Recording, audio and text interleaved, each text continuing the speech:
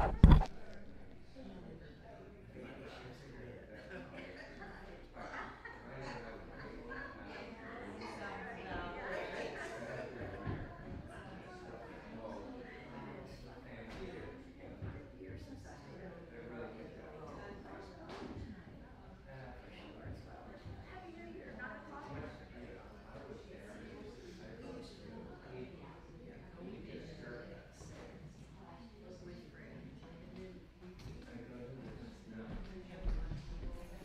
coming back. Oh, good. Okay. I literally just.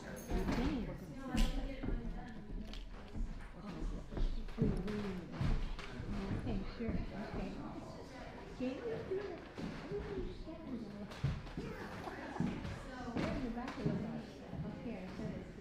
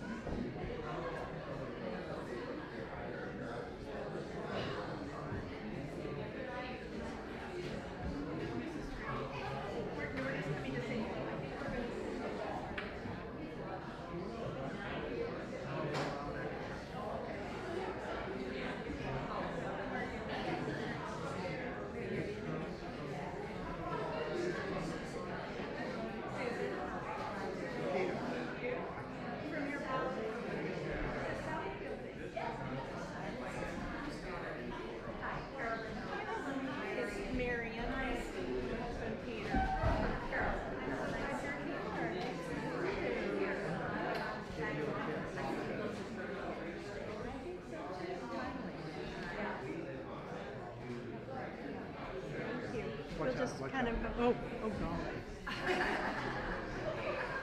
No, You'll never invite us to we take can it go again. around. Well, you can, but maybe.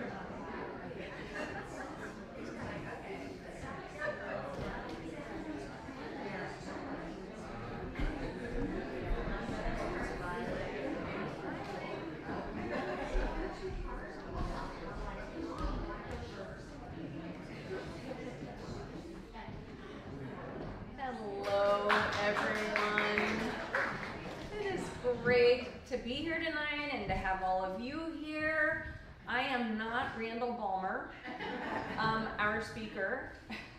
I'm not quite sure where Randall is. He's staying in Gualala. He has a residence there and also in New Hampshire, and he sort of does a back and forth.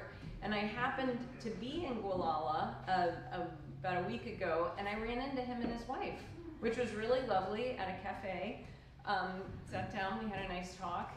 I did text with him today. I hope everything is okay, because I'm a little surprised he's not here right now. This is his book, and America's Best Idea, The Separation of Church and State. I'm assuming that he's coming, so I'm just going to go ahead and give an introduction right now, and that he'll be here in 5 minutes, 10 minutes maybe. So I first met Randall and his wife Catherine about a year ago. They had just purchased a home in Gualala, and he was doing sort of a part-time thing. He spends half the year here, half the time in New Hampshire. And he's also an Episcopal clergy person. And I think he was sort of doing the rounds a little bit, looking, like just visiting Episcopal churches. Fascinating guy. He is very good friends with one of my very favorite professors in divinity school, a man named Grant Wacker, and church historian. And Randall is a historian of American Christianity. My son is out there realizing that I'm the one talking.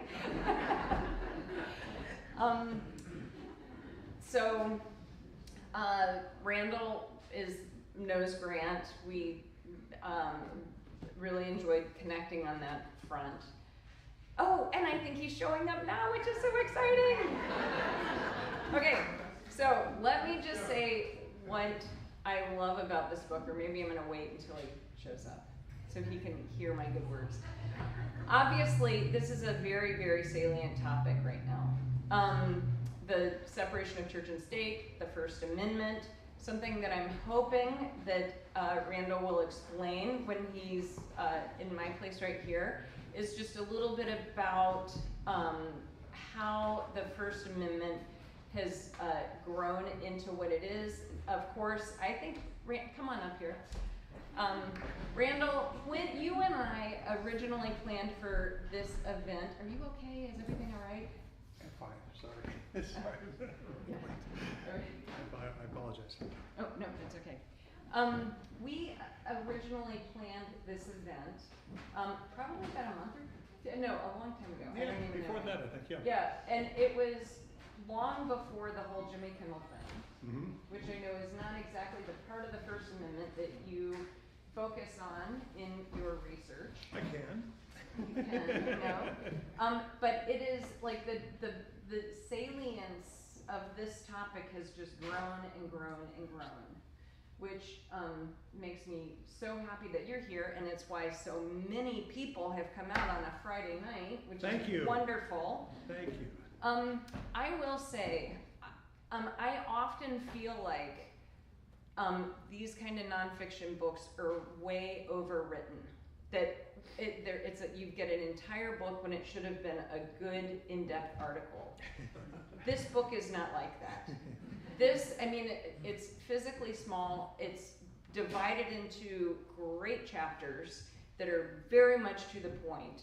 I loved reading this. Here's my copy. Look at that. Folded down. It's like written all over, and then on the back, in the back, I've got a lot more notes about pages to turn to, and I feel like I learned so much, just the historic continuity from Roger Williams in the very beginning of the foundation of the United States. I mean, that's not right, but the 1600s, colonial period, the sort of evolution up to the modern day, including into the Jimmy Carter years, which is just fascinating. Randall is also a leading expert in the country on Jimmy Carter, who's one of my great heroes, huge heroes. So without further ado, I'm sorry, I will leave you here. I want to invite all of you to come into the parish hall following this time together. The parish hall is the building right over there. The doors are locked on Matheson, but you can go through the breezeway if you need to use the bathroom. That's where the bathroom is. But right now, we are looking forward to being enlightened. All right, thank you. Right, thank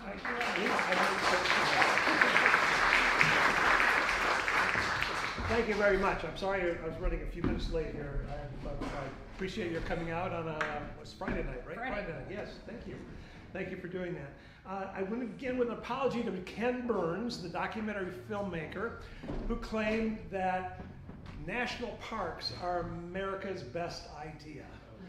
And with all respect, and I like Ken Burns, I think he does great work, I think the First Amendment is America's best idea, which is why I wrote a book called America's Best Idea, The Separation of Church and State.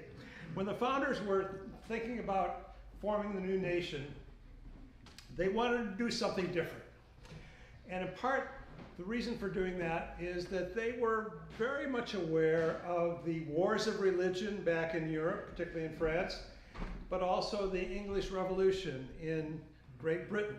And they wanted to avoid that kind of religious contestation that had so rocked the governments in the old world. They were also aware of the religious diversity in the American colonies. When I teach my course on religion in North America, I post a map of the Atlantic seaboard in the colonial period. And I ask students to tell me what the religious composition of each of the colonies was. And if you go through it, it's really quite remarkable. You think of New England as being the hotbed of Puritanism, of course, as it was, but also you had the Pilgrims who came 10 years before the Puritans.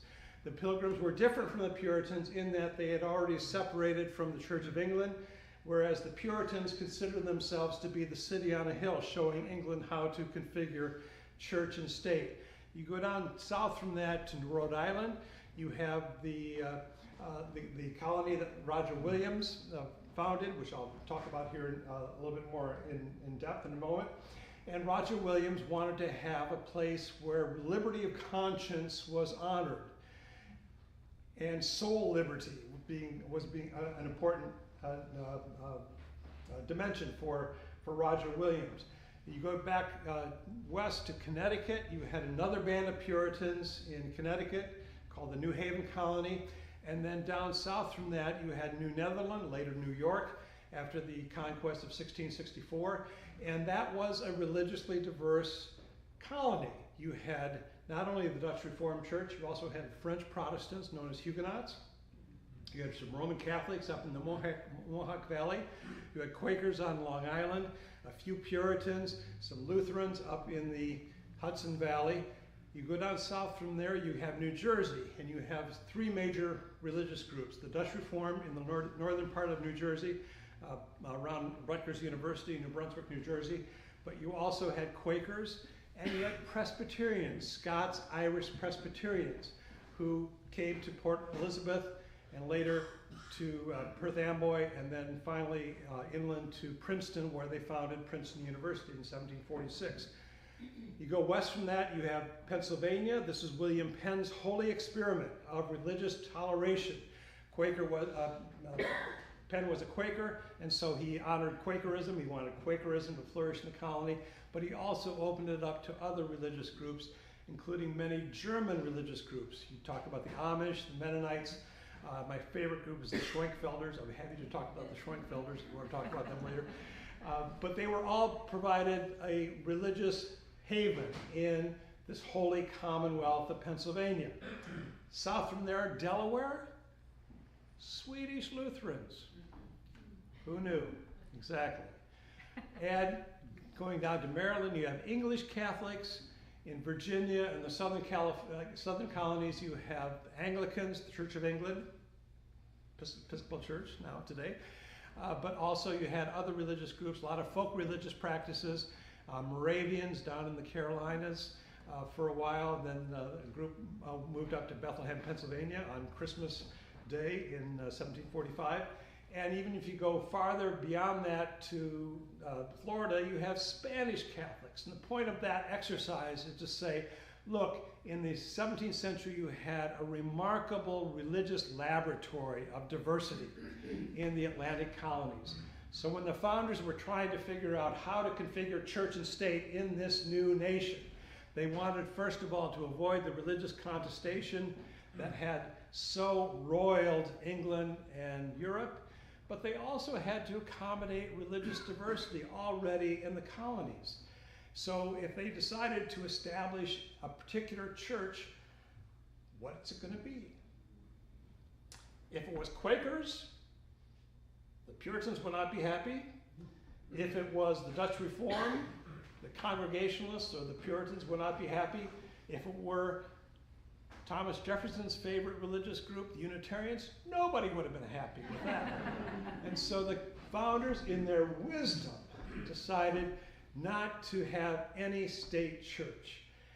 That notion was tested in Virginia when Patrick Henry, the governor of Virginia, proposed, well, we can't agree on any one religious group, so let's just designate generic Christianity as the religion of Virginia. And this was the bill that went through to the Assembly. It was headed for passage, and James Madison was able to forestall that legislation. And he wrote his famous treatise called A Memorial and Remonstrance, which argued against any state religion in Virginia. And fortunately, Madison's arguments prevailed, and Christianity, generic Christianity, was not designated as a state religion in Virginia. That was followed up by Thomas Jefferson's famous legislation that, again, designated no religion as the state religion in Virginia or later in the nation. James Madison, of course, drafted the First Amendment, and these 16 spare words, I think, are, again, America's best idea. Congress shall make no law respecting an establishment of religion or prohibiting the free exercise thereof. This idea, however, is very much under attack these days from a lot of people, including the religious right. Probably the person most responsible for trying to undermine the First Amendment these days is a man by the name of David Barton. I'm curious, how many have heard of David Barton? Anybody? Nobody. That's wonderful. I'm so glad. I hate to give him any oxygen whatsoever. David Barton graduated from Oral Roberts University in Tulsa, Oklahoma with a degree in religious education. He went on to become a secondary school teacher in math, not history, but he claims to be a historian. And he has argued, and he has the ear of people like Mike Johnson, who is the Speaker of the House of Representatives.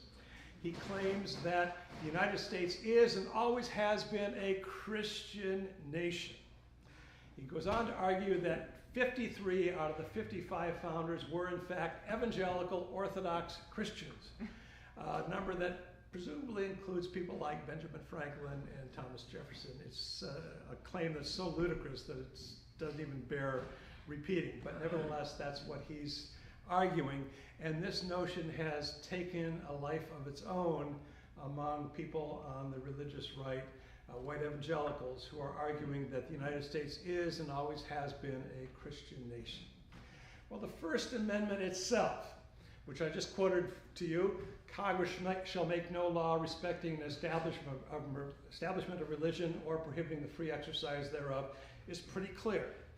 One of the arguments that Barton advances is that the phrase separation of church and state appears nowhere in the Constitution. I'll give him that point. He's absolutely right about that. Nevertheless, in 1802, New Year's Day, 1802, Thomas Jefferson, the president, writes a letter to the Baptists of Danbury, Connecticut, in which he writes, and I will quote it, I contemplate with sovereign reverence that act of the whole American people, which declared that their legislature should, quote, make no law respecting an establishment of religion or prohibiting the free exercise thereof, end quote, thus building a wall of separation between church and state. Now, this metaphor comes from Roger Williams. Roger Williams is the founder of Rhode Island. Roger Williams is also the founder of the Baptist tradition in America. And the Baptists, until 1979, with the Southern Baptist takeover, the conservative takeover of the Southern Baptist Convention, have always been stalwart watchmen on this wall of separation between church and state. But Roger Williams in 1644 writes a treatise in which he argues that you should separate the garden of the church from the wilderness of the world by means of a wall of separation. And that's what Thomas Jefferson was referring to in his letter to the Baptists of Danbury, Connecticut on New Year's Day, 1802. Nevertheless, people like David Barton and others, by the way, another person who's arguing for this is head of the Office of Management and Budget, Russell Vogt. It's pronounced Vogt, which is kind of ironic, but nevertheless, who was also arguing for this Christian nationalism. Another bit of historical evidence that has to be considered is the Treaty of Tripoli. The Treaty of Tripoli was negotiated at the end of George Washington's administration as president, sent to the Senate by John Adams, the second president, read aloud before the Senate, and ratified unanimously by the United States Senate on June 7th, 1797. Article 11 of the Treaty of Tripoli reads, whereas the government of the United States is not in any sense founded on the Christian religion. Let me say that again. Whereas the government of the United States is not in any sense founded on the Christian religion. That's pretty clear. What the founders intended with the notion of the separation of church and state as encoded into the First Amendment. Well, throughout American history, there have been various attempts to rewrite the Constitution in order to add Christian language into the Constitution. Probably the most notorious attempt occurred during the Civil War. When the Confederacy broke off from the Union during the Civil War, the Confederacy noted quite loudly that the Constitution did not include any language about religion or about Christianity, and they wanted in the Confederate Constitution to add that sort of language into the Constitution, which they did. That created a great deal of consternation among Northern Protestants, particularly Protestant ministers, and so they organized a group that came to be known as the National Reform Association. The president of this organization was a man by the name of William Strong, who was a justice with the Pennsylvania Supreme Court, later nominated to the U.S. Supreme Court by Ulysses S. Grant in 1870. So this was not a fly-by-night organization. This was an organization that took seriously the task of amending the Constitution in order to add all sorts of Christian language into the Constitution. They took their case all the way to the White House, to Abraham Lincoln, who wisely temporized and said, the task of amending the Constitution should not be undertaken lightly. In other words, I'll get back to you about this. Fortunately, he never did. But that has not to stop various people throughout American history trying to amend the Constitution to include all sorts of Christian language into the Constitution. As you might imagine, one of the initiatives occurred during the Cold War, and that was not successful, of course, but during the Eisenhower administration in 1954, we had the addition of Under God into the Pledge of Allegiance, and 2 years later, 1956, adding In God We Trust adding In God We Trust to our currency and our coins, as Stephen Colbert says, right where it belongs. But also changing the motto of the United States from E pluribus unum, out of many one, to In God We Trust. So, throughout American history, there have been various attempts to subvert the First Amendment, to try to add Christian language into the First Amendment. More recently, I think the religious right in particular has been trying to sidestep amending the Constitution and simply emphasize trying to make America a Christian nation, in their view, by legislation, by judicial rulings. Unfortunately, they have the ear of the Supreme Court these days. I like to say the Supreme Court, I wish the Supreme Court had half as much deference to the First Amendment as it does to the Second Amendment. But the Supreme Court seems very determined to undermine this wall of separation between church and state. Why is this important? I think the beauty of the First Amendment is that it has satisfied two very important criteria. On the one hand, it has shielded the U.S. government from religious factionalism and contestation, such as the founders were aware of back in the old world. But the First Amendment also, I believe, set up what I call a free marketplace for religion in America. 1776, Adam Smith published a book called The Wealth of Nations, which is, as I'm sure you know, a brief for free market capitalism. And one of the examples he used was religion, arguing that if the state stayed out of the religion business, that religion would flourish. My field is American religious history. This is what I teach. This is what I've taught for 120 years now. And I can attest that in the United States we have a vibrant, salubrious religious culture, unmatched anywhere in the world. And I think it has everything to do with the First Amendment and the government staying out of the religion business. The last time, there's an encyclopedia that is published every 10 years after the US Census. Last time I checked, and this was now 20, 30 years ago, I counted 54 denominations of Baptists in America. Now, that's far too many Baptists. Let's stipulate that from the outset. But the fact that there are 54 denominations of Baptists suggests to me that religious entrepreneurs, to extend the economic metaphor, are always competing with one another in this marketplace of religion in America. And that has lent a vitality and an energy to religion in America that I think is unmatched anywhere in the world. Let me return to Roger Williams for a moment. I said earlier that Roger Williams wanted to protect the garden of the church from the wilderness of the world by means of a wall of separation.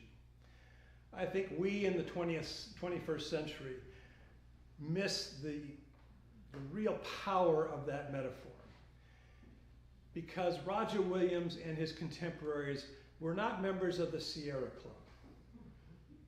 That is to say, they did not share our romantic ideas about wilderness.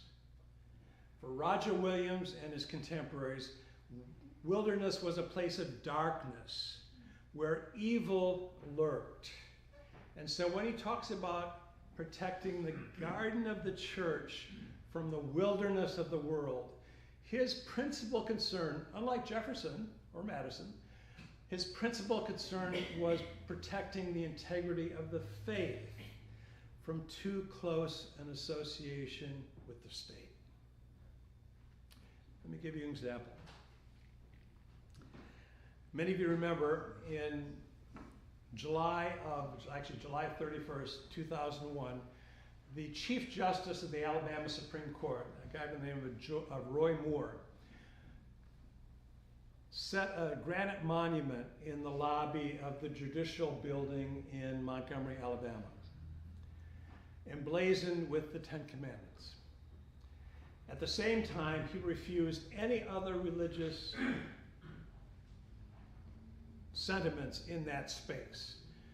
He also turned down a request from the Alabama Humanist Association, both members, no doubt. Said, no, I want only the 10 Commandments in this space. I happen to have been one of the expert witnesses in that case, going down to Montgomery, Alabama, and testifying on that issue, essentially with the argument that I've just made, that religion has flourished in this country precisely because of the First Amendment and the separation of church and state. And when Judge Thompson ruled correctly that that monument violated the Establishment Clause of the First Amendment, Congress shall make no law respecting an establishment of religion, and ordered that monument removed. One of the protesters screamed, "Get your hands off my God." I believe one of those commandments on the side of that monument said something about graven images. And that was precisely Roger Williams' point about protecting the integrity of the faith from too close an association with the state. The First Amendment has been around for over 200 years. It's worked remarkably well, and yet there are all sorts of attempts these days to undermine the First Amendment and to establish something called Christian nationalism. One angle is an attack on the so-called Johnson Amendment. Many of you know what this is, but in 1954, Lyndon Johnson was running for re-election in Texas to the Senate after having won his seat in 1948 with 89 votes, probably stolen, but that's a whole other conversation. And he was facing re-election in 1954. And there were various religious groups, various groups in Texas who thought that Lyndon Johnson was too liberal, and they wanted to work against his re-election. And so Lyndon Johnson proposed to Congress something that has become known as the Johnson Amendment that prohibits tax-exempt organizations from endorsing or opposing political candidates. This was passed into law by the Senate and by the House of Representatives in 1954, signed into law by Dwight Eisenhower, and it was fairly uncontroversial until very recently. The notion is that tax-exempt organizations should not be endorsing or opposing political candidates. Now, for most religious organizations, this is a pretty good deal, right? And to understand that, we have to remind ourselves that tax exemption is a form of public subsidy. I don't think there's any debate about that, but let me just make the case. That is to say, this is a wonderful place, wonderful rector. You do not, I expect, pay taxes to the city of Healdsburg. And our budget is utterly dependent on that fact. I'm glad you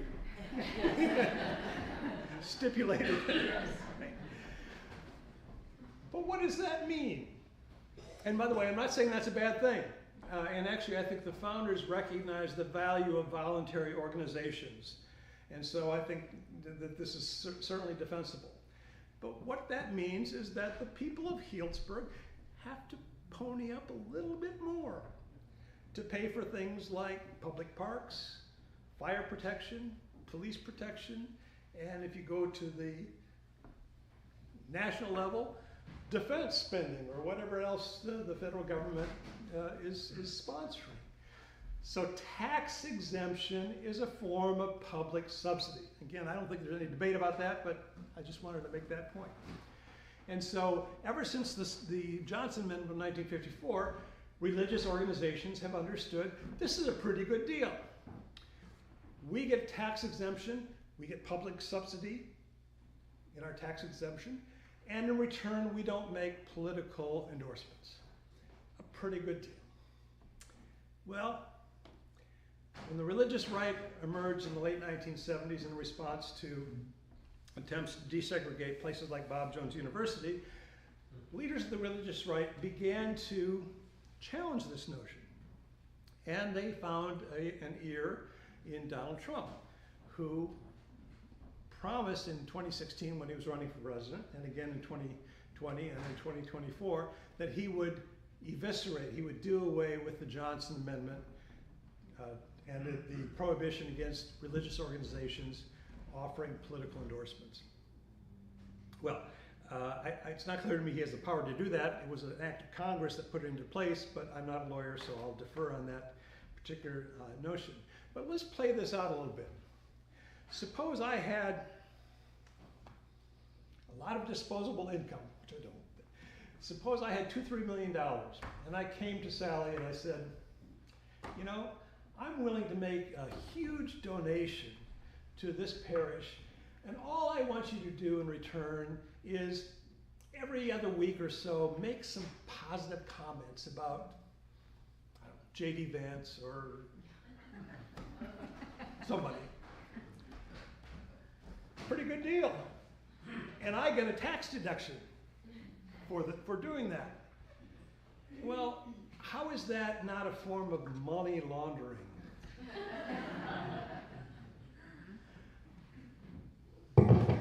I sell my endorsement to the highest bidder, right? What does that do? It's a terrible scenario. And I would go on to add that I think at this moment in our history, we need religious prophetic voices like we never have needed them, perhaps throughout American history.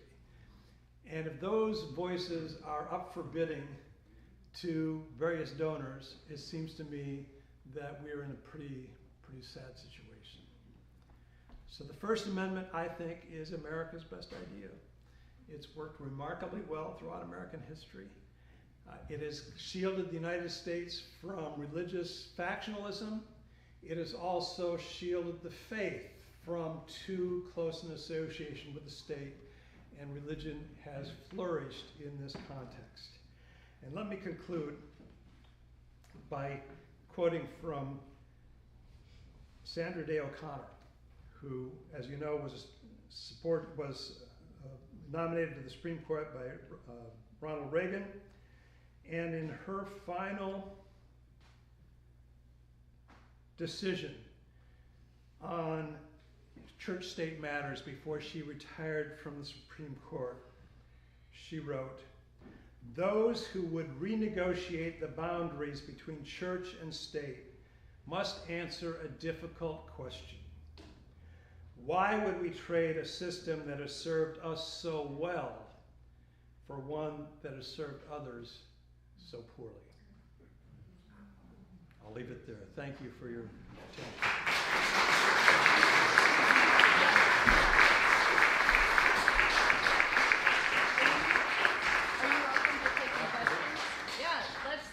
If anyone has any questions, yes, Bob Scavullo. I'm so not surprised you have a question. I've learned if you want to ask a question, be the first one because you're always a dick. I hope you're a little bit familiar with the religious life up in Canada. I am. With the, I'm sorry. Canada, religious life in Canada. Religious life in Canada. I don't believe Canada has an established religion. Right. They don't. And I also know that they have, if you're a religious school, friends of mine send their kids to a Catholic school, that's subsidized, funded by the state. Right. We seem to have a problem with that in this country. Right. Yep. How do you feel about that? We do, yes, and that brings up something called the Blaine Amendments. The Blaine Amendments in the 19th century were proposed by James Blaine, who was a politician from Maine. He actually was born in Pennsylvania, moved up to Maine, was elected to Congress, eventually became Speaker of the House of Representatives, Secretary of State. He was actually the Republican nominee for president in, I believe, 1884. But don't quote me on that date. And he proposed an amendment to Congress that would forbid the use of taxpayer money for religious schools, for religious education. It passed the House of Representatives, but it did not pass the Senate, so it was never ratified as an amendment to the Constitution. Nevertheless, 37 states adopted some version of the Blaine amendments. Now, it has to be said, and to be honest, I don't think it diminishes the wisdom of the Blaine amendment, but his real target was Catholic schools, parochial schools. He did not want taxpayer money going for religious education. Nevertheless, the larger principle of not using taxpayer money for religious education has been in place really ever since the late 19th century. And that has always been kind of a red line in this wall of separation, the use of taxpayer money for religious education. Sadly, in my judgment, that line has been traversed rather egregiously by the Supreme Court in the Montana decision, the Espinoza decision, also the Macon decision in Maine, paradoxically enough. And the Supreme Court has opened the way for the use of taxpayer funds for religious education. Now, I don't have any objection to people, to parents sending their kids to religious schools or private education. Not that he would listen to me anyway, but nevertheless, that's not the point. But the issue of using taxpayer funds to support that, I think, is a clear violation of the Establishment Clause of the First Amendment. Great question. Thank you. Any other questions? I had a real aha moment reading your book that I want to. When we got to more modern history, like starting in the 1970s with Jimmy Carter's Yep. time, and you have made the point that segregation and the Bob Jones University and a lot of these other segregated institutions, that they started running afoul of this in the efforts to desegregate. Right. And the connection that I was making, that I really saw firmly, was the relationship between Christianity, sort of an ethnic European aspect of whiteness, and sort of conservative politics in a way, or at least like on some level, and that has been an undercurrent. I'm trying to. Part of the, ironically, you were saying that in the Civil War, that the Constitution of the South, which I'm a Southerner, that's where I'm from, but that the Constitution had more references to God and to sort of overtly Christian references. This is the kind of thing that kind of gives Christianity a bad name, I think, sort of, and the aspects of Christianity also, which the entire European experience had been a location, almost a tribal thing. Yep. Like the acceptance of Christianity by Rome, hence Roman Catholicism. And then the way that the 100 Years' War played out and the whole Reformation. And then, Episcopalians are from the Church of England, of course, which Henry VIII was a major, the national religion. Can you talk any more about sort of the evolution? I mean, in a way, I do feel like the American experience, especially congregationalism, and the congregational polity is where everybody votes. And that was a big piece of the American, or the experience of pilgrims and people coming to the U.S. was this sort of congregational polity. Sure. I feel like it did give way to American democracy in a very real sense. It put that idea of voting, participating individuals as opposed to the king or the duke or the pope telling you what you're going to do. Sure. So could you talk a little bit about that? Yeah, sure. please? And that was an issue in colonial New York in particular, actually, because there were a lot of fears that the crown, Britain, would send a bishop to the colonies. That was a big thing. It was a huge thing. And of course, the Puritan types were always worried about this and protesting against that sort of thing because it was a hierarchical, as you know, in the Episcopal Church, you have a hierarchical system. We have bishops. That is very different from Congregationalism. Yeah. So Puritanism was in many ways much more democratic, and it is democratic. I mean, the secular form of Puritanism would be the New England Town Hall, where everybody votes on the budget and so forth. And they were all happening in the same buildings. These were the churches and the town halls. It was all the same structure. That's this used to be an Oddfellows Hall, by the way. So this building, yeah.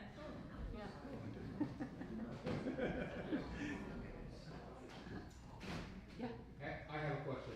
Please. And I don't know if this is more influential for you, but what is your estimation? What motivates, what drives a human being to want to be a Christian nationalist? Yeah, that's a great question. The question is what drives individuals to Christian nationalism.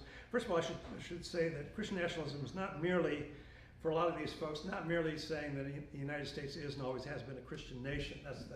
That's foundational. But if you poke a little bit more, what they want to do is, there's kind of a spectrum. Outlaw same-sex marriage, for example, outlaw abortion, outlaw divorce is one of their agenda items. And then on the more radical stream, you have something called Christian Reconstructionism. And they aspire to rewrite American civil and criminal code according to their understanding of Scripture, particularly the book of Leviticus. They love Leviticus for some reason. Leviticus is just My favorite book. Is the Holy Grail. So that is what they want to do. Now, to your question, what motivates that? I think what's happening. I keep going back to the Immigration Act of 1965 that Lyndon Johnson signed into law on the foot of the Statue of Liberty on Liberty Island in 1965, and that did away with immigration quotas. And what has happened since then, and I'm not the only one in this room, but I've witnessed this in my own lifetime. That is to say that you had the influx of immigrants, many of them from Asia and South Asia, particularly Southeast Asia, coming to this country and establishing their own religious life, right? I travel a lot in North America, and I see Hindu temples and Sikh gurdwaras and Shinto shrines and Buddhist stupas in places I never would have imagined seeing that when I was growing up in the middle decades of the 20th century. And I think a lot of these folks see this and they say, whoa, wait a minute. We thought we had a hegemonic hold on society, and who are all these people coming in and making claims that, they're making claims that on the basis of the Constitution and our charter documents that they have the right to be here as well. And so I think that has created a real backlash. And so you have this rhetoric of marginalization and victimization that is quite prevalent, particularly among white evangelicals. And by the way, and I'll go a little bit further on this, and I think that is one of the reasons that for the past 3 presidential elections, 4 out of 5 white evangelicals have supported Donald Trump. Not because he's a moral paragon, but because I think part of it is that he speaks the language of victimization, frankly, better than anyone I've ever seen in my life. It's always him, he's the victim, of course, but there's a kind of visceral connection with that rhetoric of feeling marginalized and feeling victimized. And I think that's one of the reasons that they have supported him in such huge numbers over the last 3 presidential elections. So there's a sense of being dispossessed, that this is no longer our society. We no longer dictate the morals or the mores of this society, and we want to reclaim that. Now again, the irony for me is that when I talk about the First Amendment setting up a free marketplace for religion in the United States, which I think it did, evangelicals have competed in that marketplace better than any other religious group, right? This is part of what I study, but evangelicals know how to speak the idiom of the culture. And they have throughout American history. Go back to the 18th century, George Whitefield and other itinerant preachers preaching to these large audiences in town squares or on the edge of town, and luring them into the faith. And I don't mean luring in a facetious way or a critical way, but bringing people into the faith. In the 19th century, you had circuit riders, Methodist circuit riders, organizing churches on the frontier. Later in the 19th century, you had coal porters who would ride the rail lines and establish Sunday schools and sell tracts and Bibles and so forth. In the 20th century, you had the urban revivalism, people like Billy Sunday and Billy Graham. And more recently, you have the megachurches that speak the language of American suburbia. So evangelicals know how to speak the idiom of the culture, and they have succeeded in this marketplace better than any other religious group. And so for me, there's a great paradox, a great irony, that they want to undermine the very foundation of what has made them so successful throughout American history. And I'm genuinely flummoxed about this. I'm not being histrionic about it. I'm genuinely confused about that. Why would you want to undermine the very principle that has ensured your success throughout American history? No, I'll let you do it. I'm sorry. Jean-Marie. You got it. Hi. Hi. Thank you very much. No, you're welcome. Thank you. I had a question about Christian nationalism and their agenda. And is the agenda for faith or power or both? Or I'm confused. Well, I think what's happened is that, and Sally kind of alluded to it earlier, I spent far too many years of my life looking at the origins of the religious right. And the standard narrative is that the religious right became a political movement in the 1970s in direct response to the Roe v. Wade decision of 1973. And I can say without fear of contradiction that is false. I call this the abortion myth. Abortion had nothing to do with their mobilization as a political movement in the 1970s. They mobilized instead to defend racial segregation at places like Bob Jones University and various segregation academies, including Jerry Falwell's Segregation Academy in Lynchburg, Virginia. So that's the foundation of this movement. And what happened in 1980, and again, I'm not the only one who remembers this, in 1980, you remember that the white evangelicals rejected one of their own, Jimmy Carter, Southern Baptist Sunday school teacher, in favor of Ronald Reagan in 1980. And that initiated a kind of marriage, that's weird, it's the only one I can think of at this moment, between the religious right and the Republican Party. And that merger, I think, is merely solidified over the ensuing decades. And it, well, I'll leave it there. I know we had a lot of questions, and I want to make sure that we get them all. The gentleman in the hat. Yeah, thank you. Great talk. Thank you. Talk of history. I was wondering if you could comment on, how the 100 years we were in the 1800s, where the Commonwealth of Massachusetts, as far as I understand it, collected a state tax, and a percentage of that went to the congregational churches. Yeah. And that continued, I think, up until 1833. Okay. So you had the First Amendment that disestablishes a religion at the federal level, and that was slower to take hold in the states. And the last two states to disestablish congregationalism were Connecticut in 1818 and Massachusetts in 1833. And the Connecticut case is really fascinating because Lyman Beecher, who was a congregational minister in Litchfield, Connecticut, which is northwest Connecticut. Actually, I used to have my parish was nearby in Washington, Connecticut when we lived there. Lyman Beecher knew that this attempt to disestablish the congregational church was afoot, and he was beside himself. You know, this is going to be awful. Morals are going to just decline. Religion is going to disappear here in Connecticut. I mean, you know, he has these long lamentations about how awful this is going to be. And the voters of Connecticut, in fact, in 1818, decided to disestablish the Connecticut church, the Congregational Church in Connecticut. About a year later, he says, "This is the best thing that ever happened to religion in Connecticut.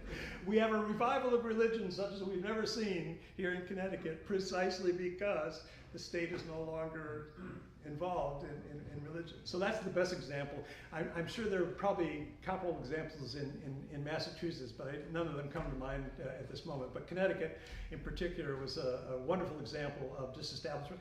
Also, more recently, in Scandinavia, in Sweden and Norway, where you have the state Lutheran Church, right?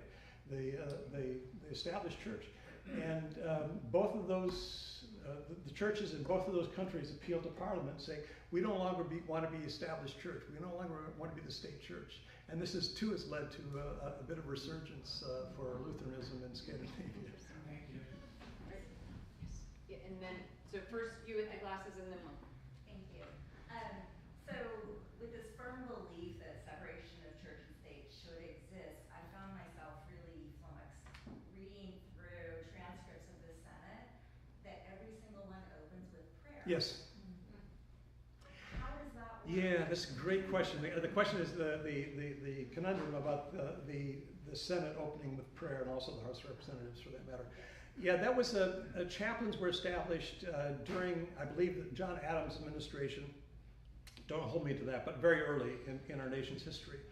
And of course, Thomas Jefferson becomes president in 1801, and Thomas Jefferson was not exactly an Orthodox Christian, despite what David Barton says. And he didn't think that was a good idea, but he was savvy enough to say, in effect, I'm not going to die on this mountain.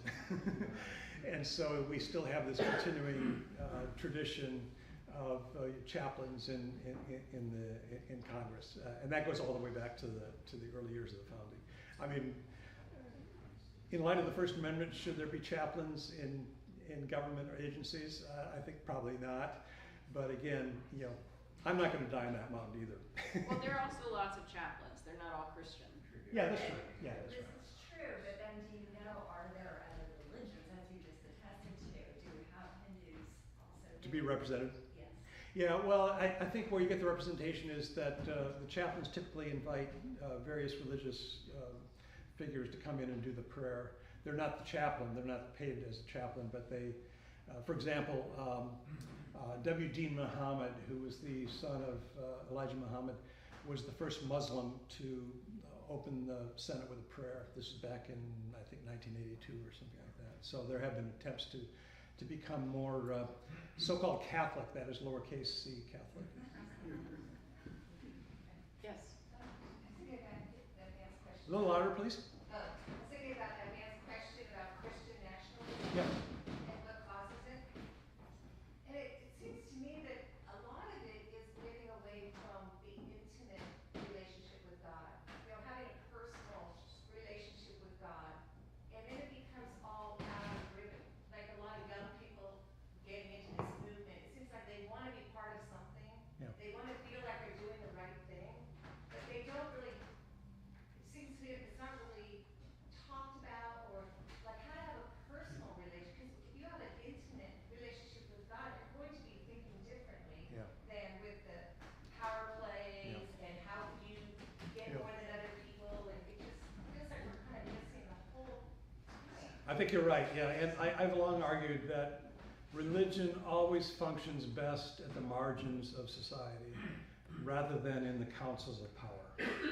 That is to say, once you begin to aspire to power or political influences, I think you lose your prophetic voice. It is corrupting.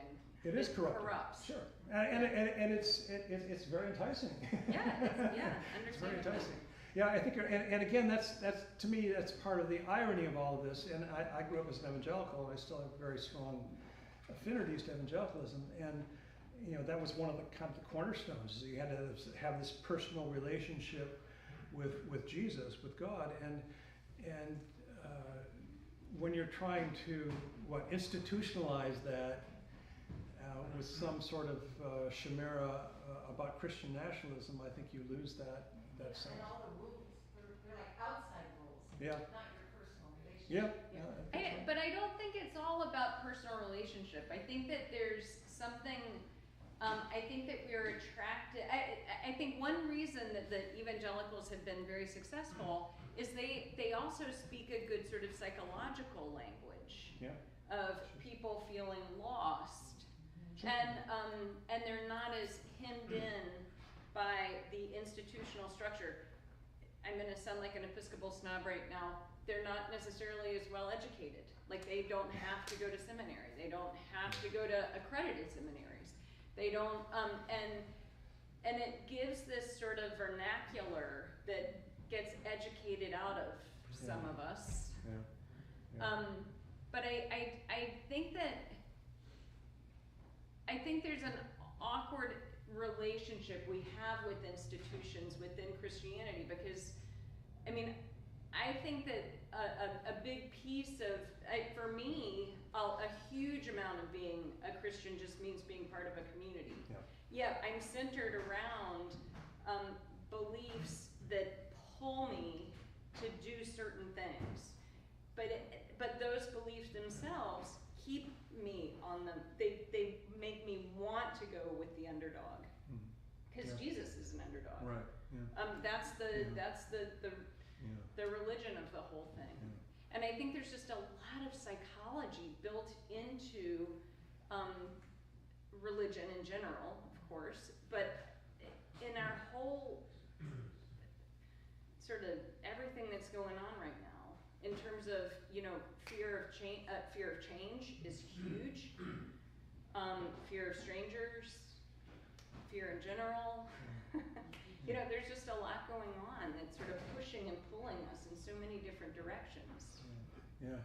I gave my little ditty about religions functioning best from the margins of society. One of my other little quips, I guess, is that I think institutions are remarkably poor vessels for piety. Now, they're necessary. I think they're necessary, you know, given human nature, and they're very important. But institutions tend to tamp down piety, I think. Yeah, probably so. I don't need you to agree with me on that. No, I mean, I feel like Christianity, there's a philosopher named Charles Taylor, Canadian, and he says there's a spectrum between being an individualist and being a communitarian. And in a very real way, Southern Baptists and Unitarians are just a flip side of the same coin. They're ultra individualists. Either like the Unitarian would say, I have my own perception of God, and don't any of you mess with my perception of God, and I get to make my, come up with my own religious understanding myself. A Baptist would say, I believe that Jesus Christ is my Lord and Savior. I'm going to heaven. I don't know about the rest of you, but I get to go to heaven. And you can believe like I believe as an individual and get to heaven yourself. Whereas a communitarian would say, we're all in this together. Right. And I fall really far on that communitarian side.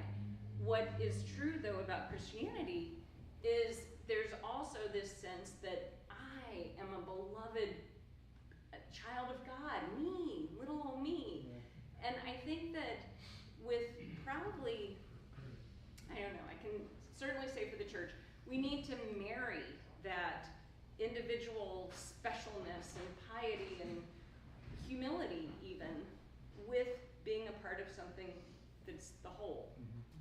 It kind of seems to me too,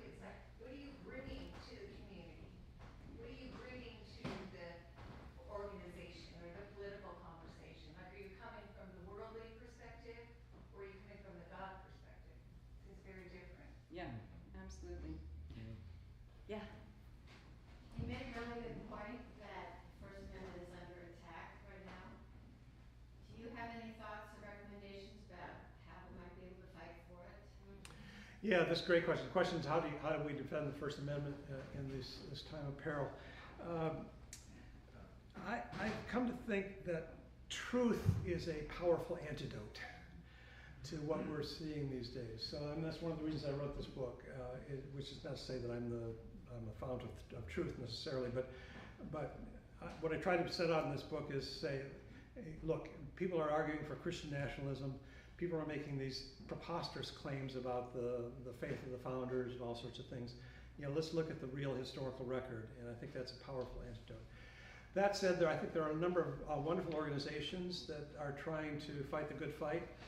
The Baptist Joint Committee is a good example of that, and I should stipulate that this was once a Southern Baptist organization, and then after the conservative takeover of the Southern Baptist Convention in 1979, this organization was cast adrift, and so they are now independent from the Southern Baptist Convention, but they're doing very good work. The other group that I think is doing excellent work is Americans United for the Separation of Church and State. And actually I'm going to do a lecture for them in December. But they are trying to fight the good fight on this. I try not to surrender to despair. But if I let my guard down, my real worry is the Supreme Court. The Supreme Court has no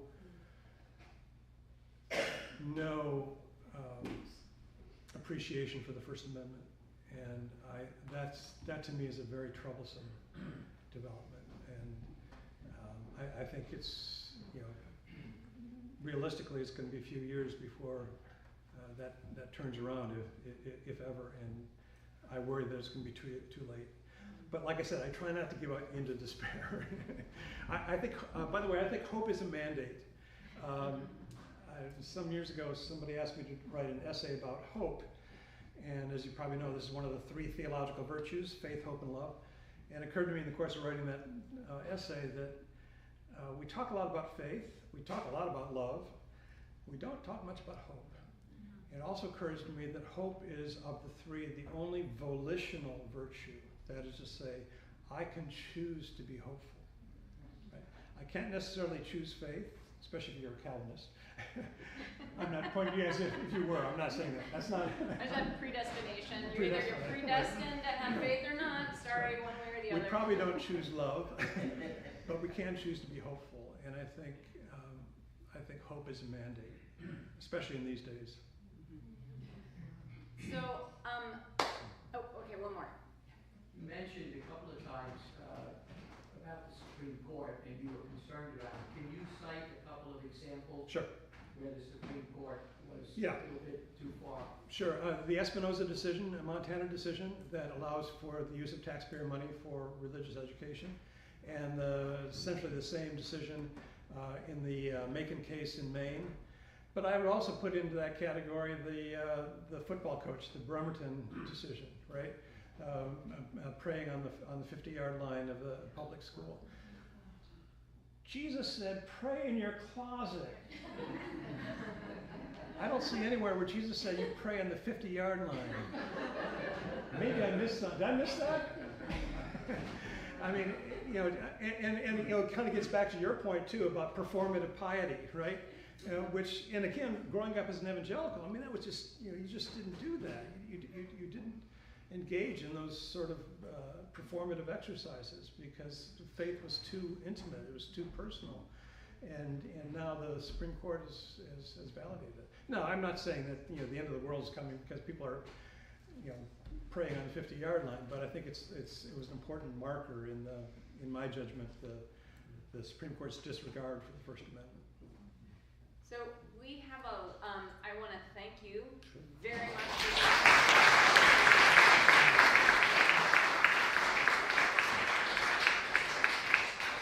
Our evening isn't over. Please join us in the parish hall, and Randall and Katrinka, are you?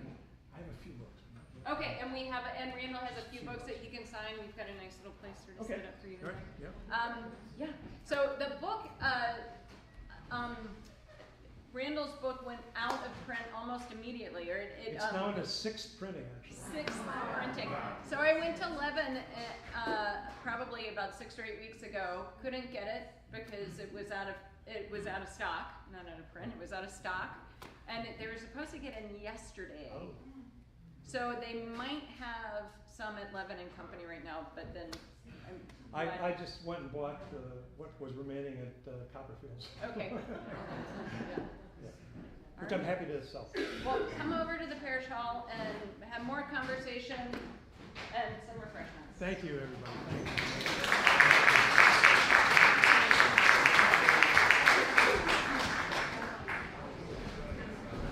Thanks. I had, that was great. April Farm from Washington, that's where I picked one out. Oh, is that right? Yeah.